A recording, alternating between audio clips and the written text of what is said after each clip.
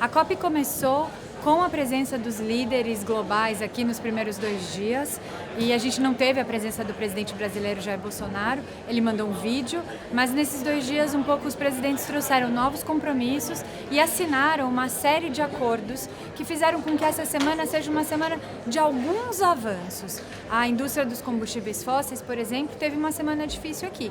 Não tão difícil quanto deve ser, mas sim uma semana difícil, pois houve um anúncio, mais de 20 países anunciaram que vão parar de financiar combustíveis fósseis internacionalmente. A gente também teve um compromisso em relação a carvão. É claro que a gente queria que fosse um compromisso mais objetivo, então a gente teve alguns países, os desenvolvidos, se comprometendo a encerrar, fazer um phase-out do carvão até 2030 e outros, os em desenvolvimento, até 2040. Acontece que a gente tem ali uma pegadinha, porque é 2030 ou o mais cedo possível. Então a gente vai buscando e enxergando essas pegadinhas. Ainda assim, são boas notícias. E, na verdade, o que está fazendo a diferença aqui nessa COP é a presença da juventude e dos movimentos sociais. A gente teve uma marcha puxada pelo Fridays for Future.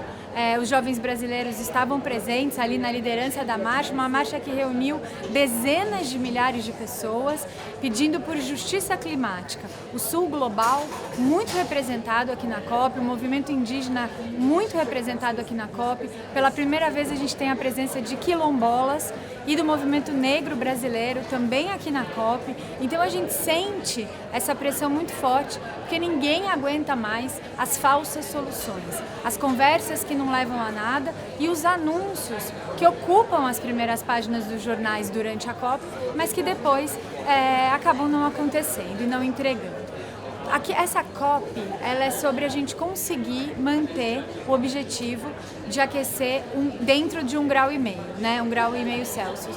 O que a gente tem hoje ainda não nos entrega isso, então a gente precisa de mais. A gente precisa que os países aumentem a sua ambição, que os países aumentem as suas metas e entreguem mais para que a gente saia dessa COP com esse 1,5 graus em vista. Hoje a gente já estaria ultrapassando 1,5 graus com isso que a gente tem aqui. O que a gente está vendo no Brasil é um nível de desmatamento ainda muito alto. A gente recebeu os números do DETE para o mês de outubro e eles voltam a ser números muito altos, o segundo recorde de um mês de outubro, e eles acabam nos mostrando que o que está sendo discutido aqui ainda está longe de acontecer na prática.